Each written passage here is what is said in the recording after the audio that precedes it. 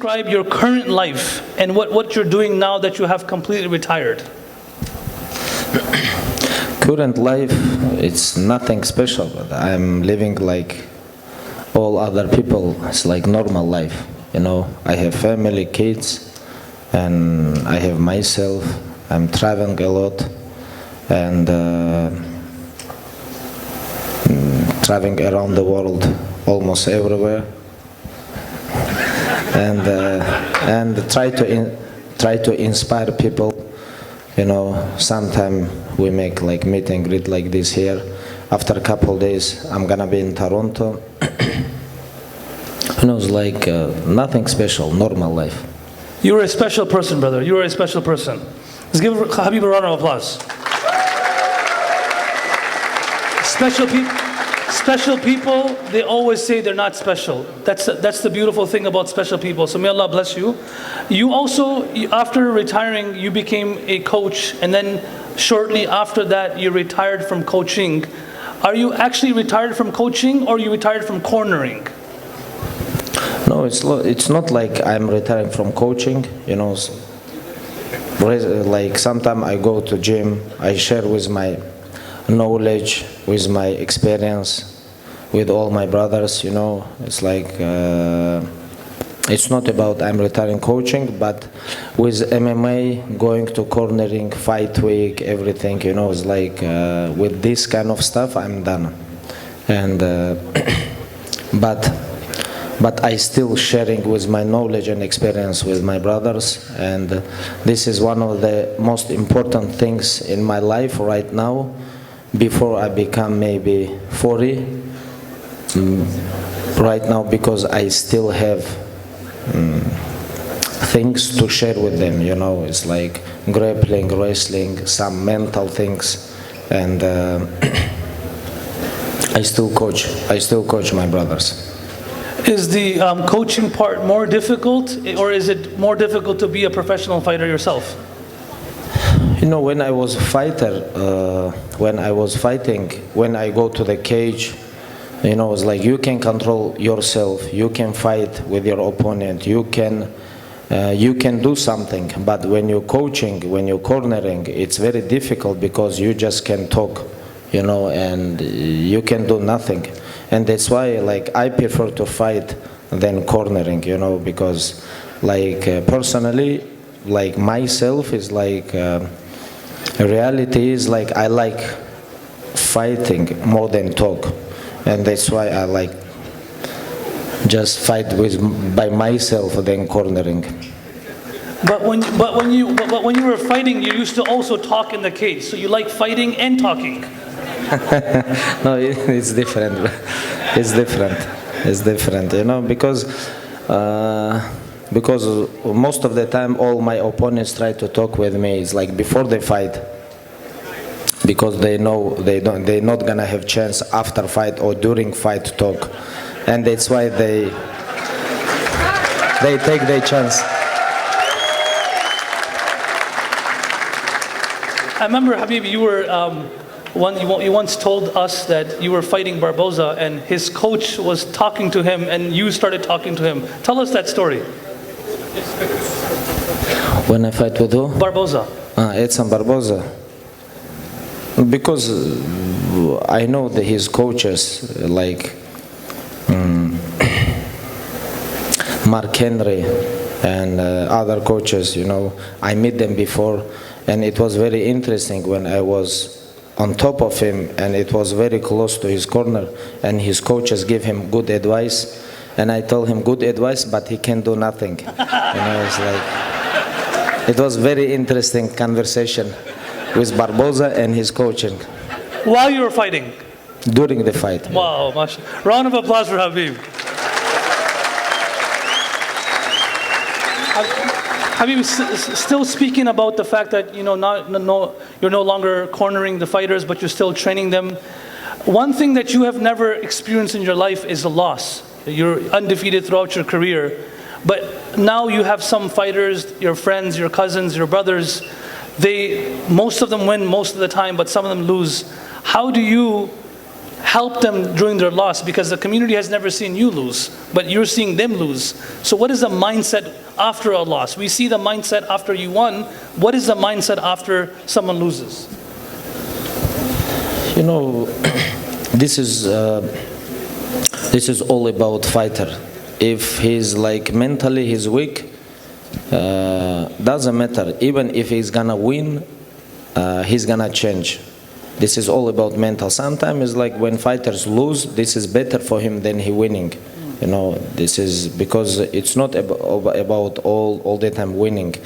But when fighters lose, what I can say? I tell him you have to fix your mistakes and come back stronger. You know, it's like just calm down, stay relaxed. If you're gonna keep training hard, your time will come.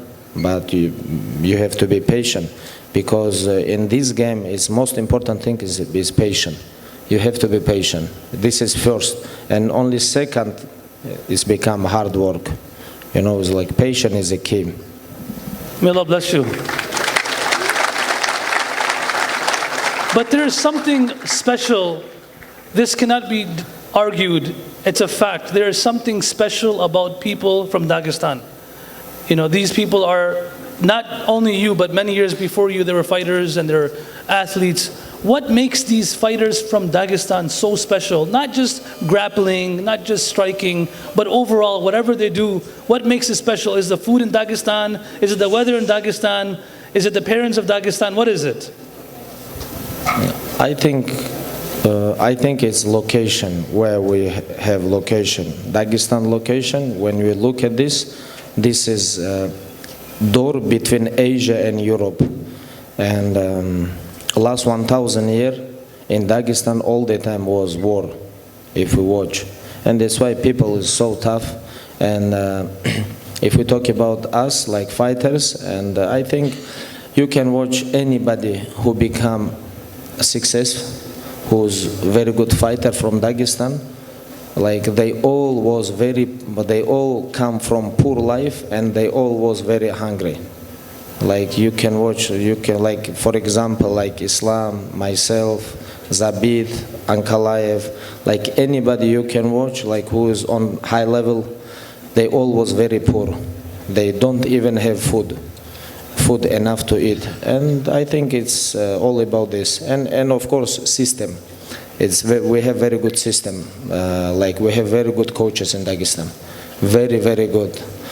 When I talk about very good, I mean like they are best in the world. Not only in Dagestan or Russia or Europe. I mean like all around the world. Like, you know, how many billion people have? Like 8 billion? They are best. Can you imagine? It's like 8 billion people in the world. And I mean our coaches. I don't mean only my father. I mean like we have very, very good coaches. They are not famous like my father, but they are very good coaches. When you have good coaches, good system, training system, and you have hungry and very powerful young generation, is to become fighter is like you don't need to be special. This is what I think, you know. And but right now when we see it's like when you have very good gym, you have money, you have everything, it's like on this kind of things when you have, it's very hard to become champion. You have to be hungry. If you're full, why you have to train? It's like very simple. Round of applause, brother Khabib. I mean, that makes me think though, Khabib, yes, you're saying that you lived a poor life and Islam lived a poor life, but now Allah has made you champions and now your kids are living in the same region. They have the same coaching, they have the same system, but now they have more money. So how do you keep them hungry even though they have everything? Oh, this is a very hard question. Hey, round of applause from me for that great question. It's a very hard question. I need energy from the crowd too. What you need, money? Energy. Energy. Because you have to say money or energy, because it's two different things. I need both. Okay.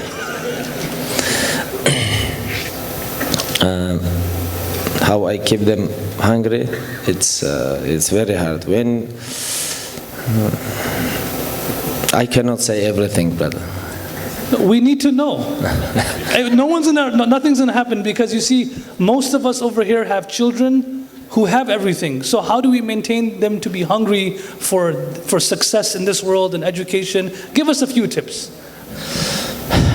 They never gonna do same thing what I do with my brothers, because they love their kids. Oh. Why you push me? They love their kids. I think they love their kids. And love is not good. But sometimes love can kill your kids too, you know.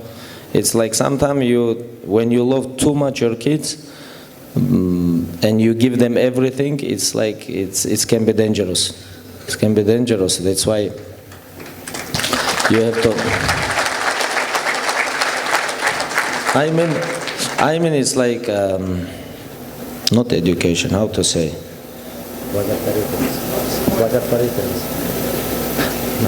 Charity, you cannot do charity with everyone. Charity have to be managed. Like charity need very good management. This is very sensitive things, you know, because we all have kids, and sometimes we love them because we love them. We give them everything, and this has become very dangerous. They need system. They need discipline. They have to deserve everything. If you give them for free everything, it's you will damage his brain. You know, he have to be ready when he become 15, 18, 20. He have to know it's not everything like he want in this world, and that's why it's very hard question. How I keep my brothers hungry?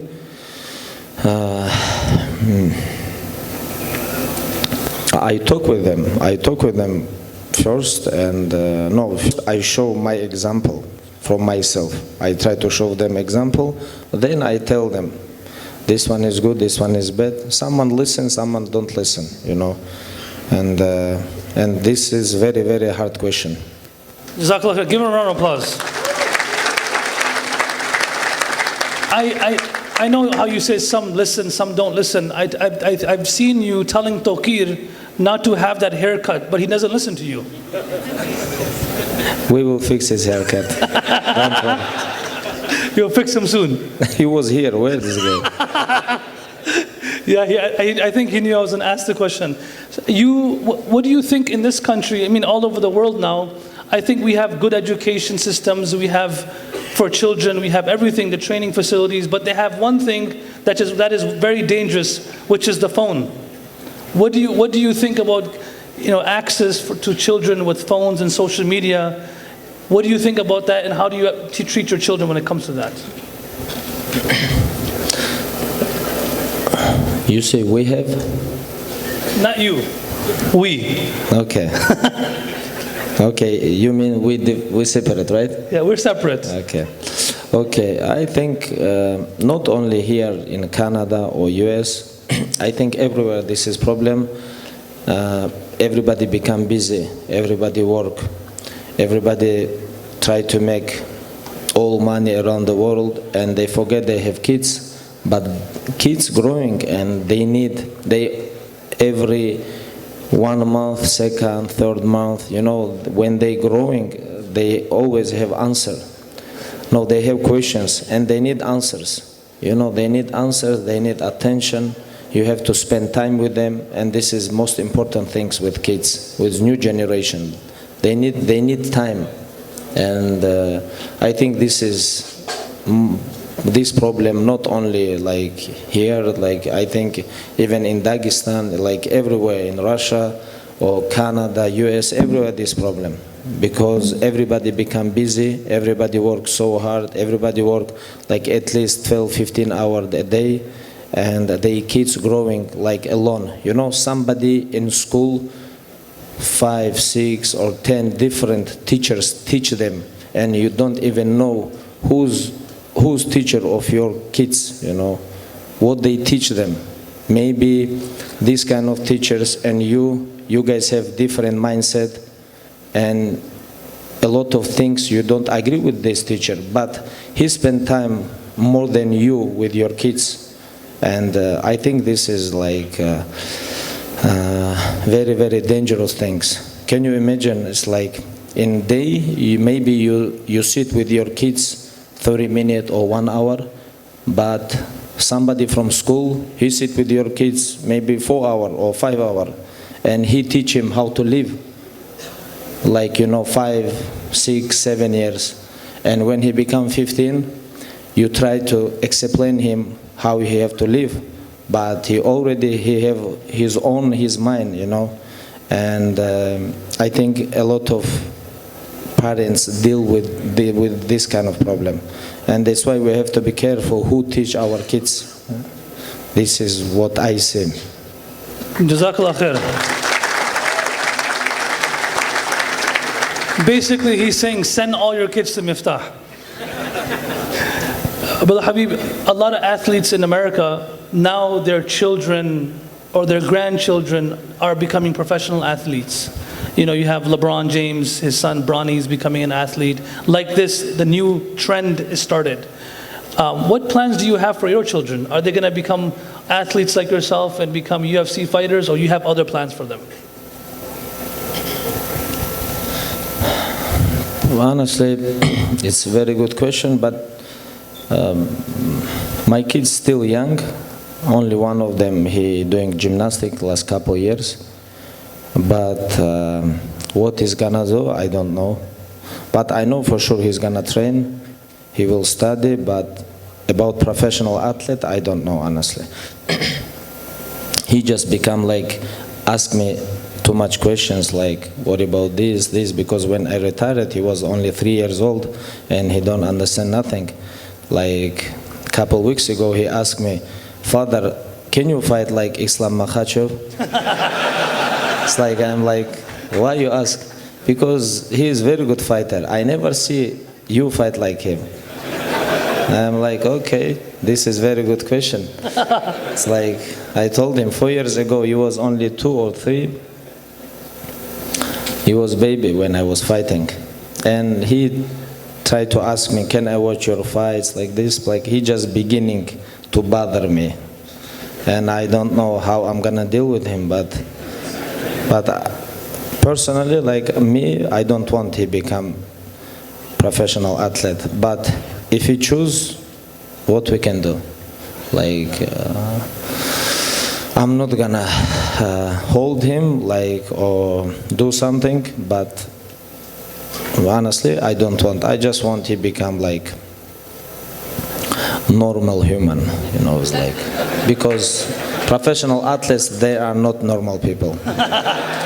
This is what I think. This is how I was living all my life. They are not normal people. Round of applause, Brother Habib. What do you miss the most about your father not being around you today? For me, it's just I don't have their du'as. For me, I miss that because I know their protection is with me. What is one of the things that you miss the most about the absence of your father? He's no longer with you. If he was here, this is one thing or two things that you miss the most. Most, I think, is advices, because all the time when I have difficult situation, he was with me and he always gave me good advice. And sometimes I don't understand what he's talking about because it was almost 26, 27 years different between me and him, but I always follow. Even I don't understand what he was talking about sometimes, I was following him because he's my father and I have to follow him. Even if I don't like this, because between father and kids, there is no freedom speech, Round of applause. What does that mean? There's no freedom of speech. In America and Canada, we love freedom of speech. That's why I'm talking about this. Because now it's like very popular things is like kids, they try to talk about this, father was always say to me, how you 17 years old try to teach me? It's like, your brain is like this, like you born just yesterday and you try to give me advice.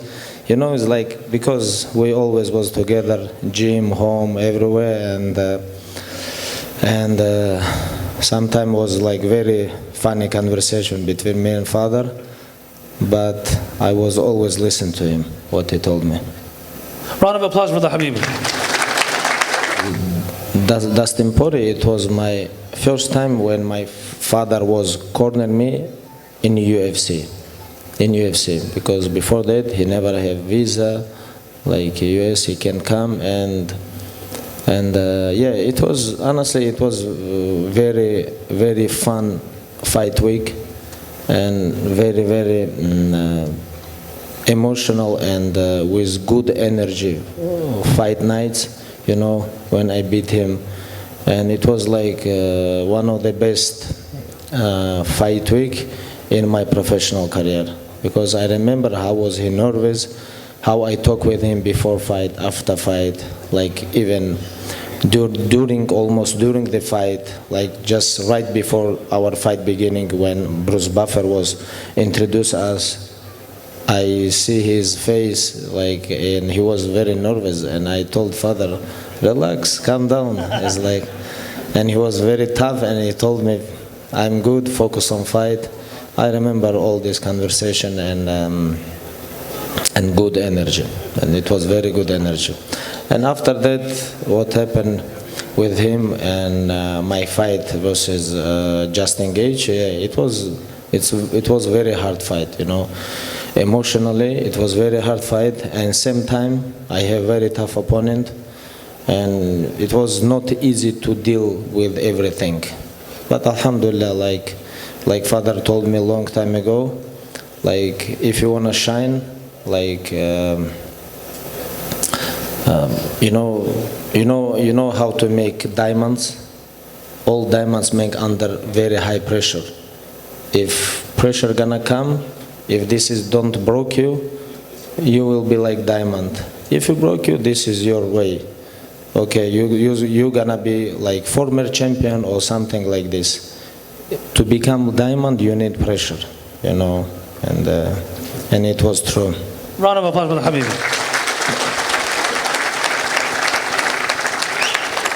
I mean, there's a few scenes, different images during the dust. Sorry, brother. They understand my language? Yes. Do you guys understand his language? I have feeling like they don't understand. No, they understand. It's good? Yeah. If I understand, they understand. You guys understand his language? Okay, mashallah. All right. They're excited. They're paying attention. When I speak, no one listens like this. Maybe I have to go to UFC. What should I do? Because I'm a speaker, but they don't pay attention. No, it's better talk. It's better talk. You don't need this. Okay. You know, there was a few images in the Dustin Poirier fight that, you know, as a father I saw, and I said, you know, I want to ask Habib one day how he felt. One was, of course, when Dustin was choking you, and I remember you telling me once that this guy is stupid. He thinks I'm going to tap out in front of my dad. Tell us about that. About what? What do you say that for? Why did you say that for? You told everything already. What I have to say? Repeat? Yeah, it was very good choke, but it was under control. If you watch the video, it was very close to father. He was like maybe 2 meters. It was my corner, and he tried to choke me. And you know what interesting? I told Islam before the fight. I told him. I told Dustin like guillotine choke with right hand. I wanna try to take him down on the cage, close to cage, and I will give him my neck. I wanna give him my neck to make him tired. And I told him right before the fight, when we was on backstage, locker room. And first time when I tried to take him down, it was position. I was waiting. He don't take my neck. And second time, round number 3, I remember he take my neck and he tried to choke me, you know. And I gave him, when he was very close, I moved my body. I come back, I gave him again, and when it was very close, again I move my body and I make him tired. After that, I think like after 30 seconds, I feel I broke him, and he tap. This is like people who never done this, it's very hard to explain, but I understand. You understand? Okay, this is good. And Brother Habib, please tell Islam, my brother Osman, Umar, please. I know you can take it, but the Muslims can't take it. Our heart drops. When we see you like that, we just become so nervous, almost have a heart attack. it's okay. It was one of my game plan. It's like small things make very big difference. In our game, very small things can change a lot. And that's why it's like game plan is very important. So next time, just tell me your game plan. I will. Because when we were watching the Dagestan fight, I was watching with my brothers in a big restaurant. And everybody in the restaurant was Dustin Poirier fan, except for me and my brothers. So when they put you in the choke, they all start laughing at us. We got you, we got you, we got you. And me and my brother looking down like this. Oh Allah, oh Allah, oh Allah, oh Allah. I think our dua helped you. Thank you.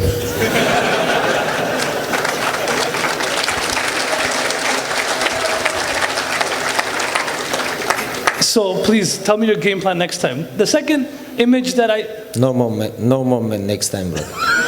Finish. The second image that we saw that was so beautiful was you were sweating and your father comes to the octagon, he takes his shirt and he wipes your face. I mean, your father was not just your father, but he was your coach and he was your friend. Please tell us about this friendship. I think any father will do this, I think, because like between father and son is like there is relationship is, even a father was joke like even mother and daughter, they jealous each other who's more beauty, but between father and son never jealous. like father joke like this before. Hey, it was very close relationship. Yeah. It was very, very close. It's very hard to describe with words, but yeah, it was very close. In the Justin Gaethje fight week, when did you decide that you were no longer going to fight? Was it after the fight was announced? Was it during fight week? When was the decision made by you and your mother that you're no longer going to fight after this fight? No, it was. I think it was. End of the July, I think. Yeah, it was end of the July. And did you already decide if you win or lose, you're going to make the retirement speech? That was already decided as well? No, I decide I'm gonna win and I'm gonna retire. Yeah.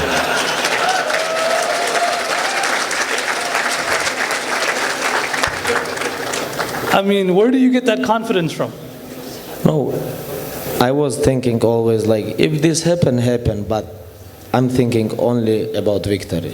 Why I have to, why, like, how is somebody like Justin Gaethje or other people, they are not like professional like me, they drink, they smoke, they do whatever they want, how they gonna beat me? It's like, it's impossible.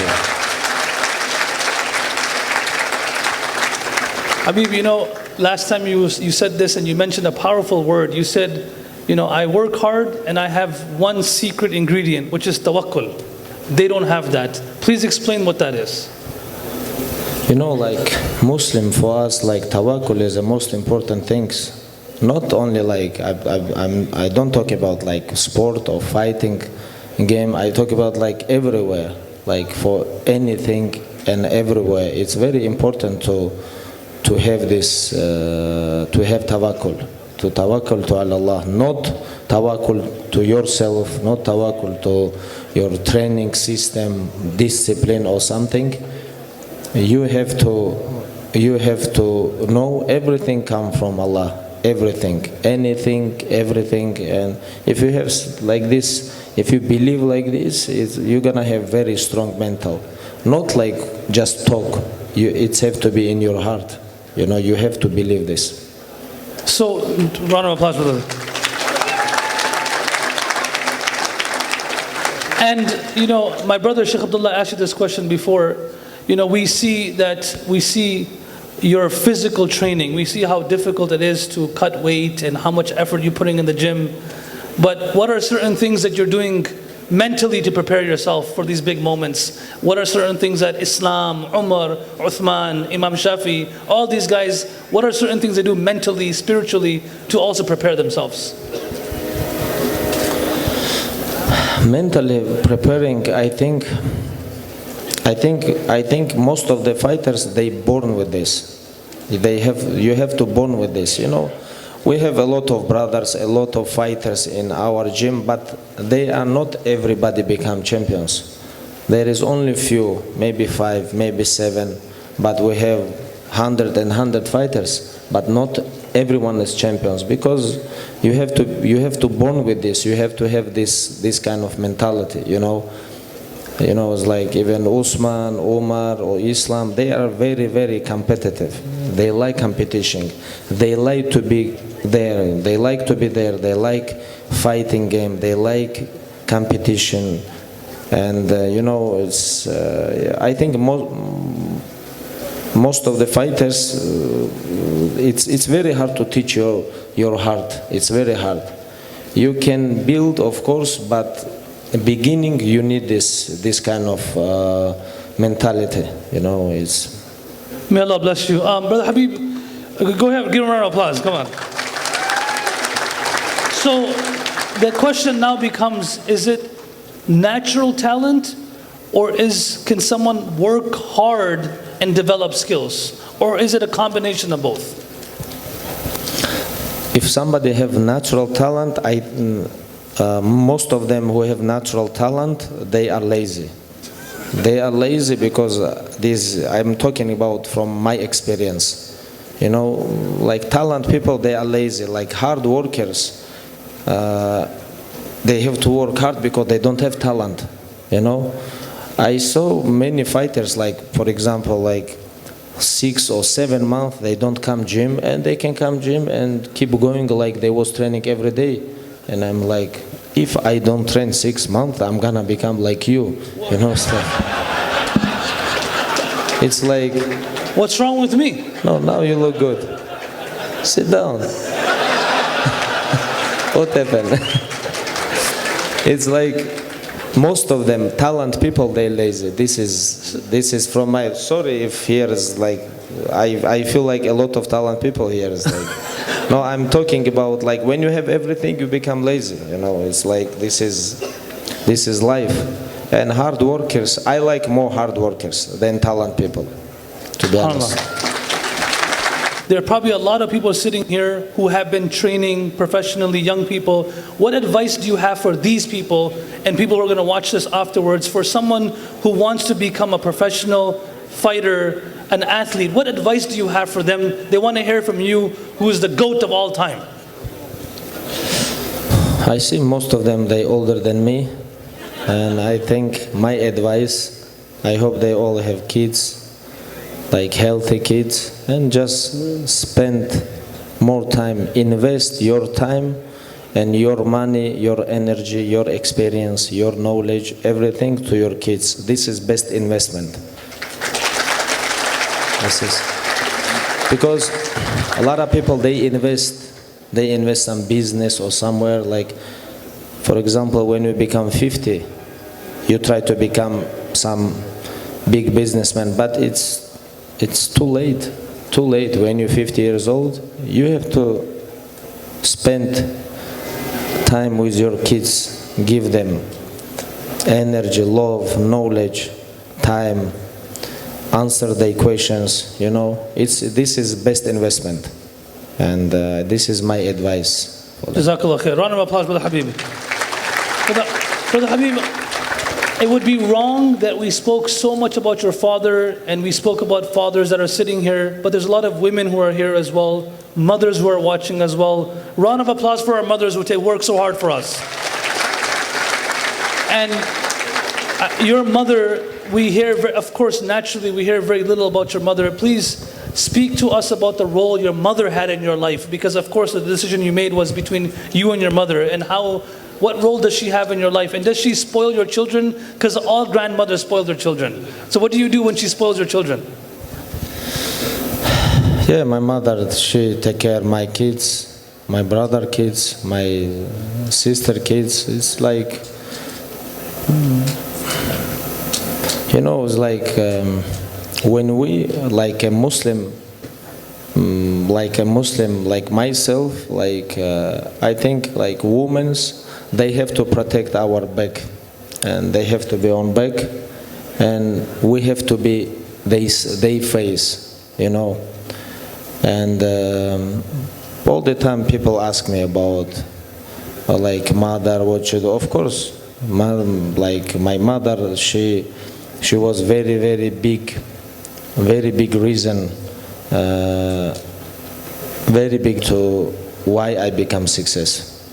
Maybe she was bigger reason than my father. Round of applause, brother. And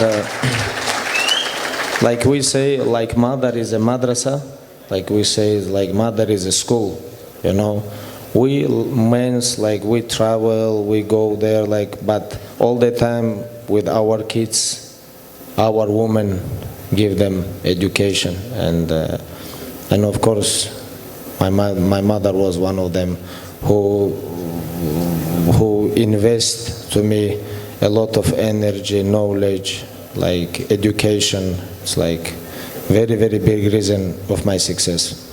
MashaAllah, round of applause for the Habib. Brother Habib, every time I see you sit with the Hafidh, you always ask, you're Hafidh of Quran? Which Qari do you like the most? And you have, very, very deep interest in this. Did your father and your upbringing, did you ever go to madrasa to learn the Quran? Is that part of your education system in Dagestan? Please talk about that. Yes, it was one of the biggest part of my life, because in my village where I grew, it was like even my first place, like tournament, what I win, it was Amma Juz. It was my first time when I become champion. MashaAllah. It was, I was 9 or 10. I was 9 or 10. It was in my village, a big competition between village young generation, and I become champion. It was 9 or 10 years when I was. Before that, I never win nothing. I compete in freestyle wrestling, judo, like Greco-Roman, everywhere. But first place, it was in amateurs, because in my village, our kids, everybody learn Quran. That's why it's like, for me, like these people is very special. Not only for me, for us, like Muslim people, they who know Quran, like Hafiz, they are very special. We cannot treat them like other people. They are not normal people.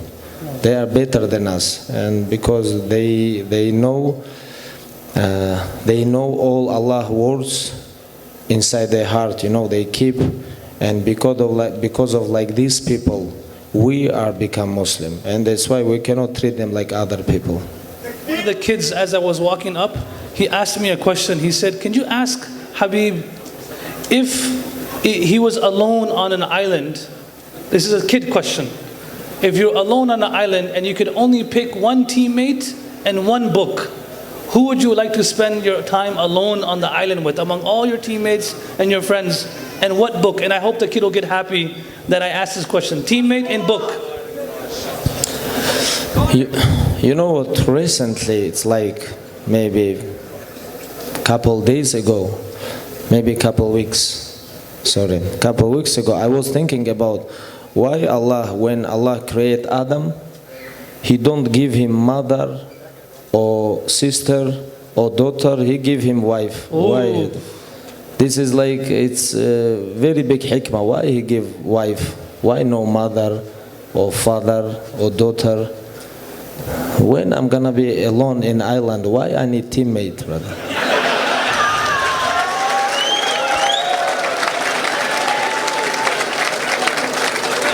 You have to explain these kids. We need population. That kid is too small. I can't explain that to him. And this is not funny, honestly. It's I'm true. serious. I'll explain to the kid afterwards that your wife is, I'll take my wife and she's my teammate as well, somewhere like that. And what book? What book? Your wife, and what book would you take with you? When you're gonna be... What book? Yeah. What book? Of course, we have only one book. Only one book. It's become on my head. This is Quran. Wow. Other book, I don't know. It's like.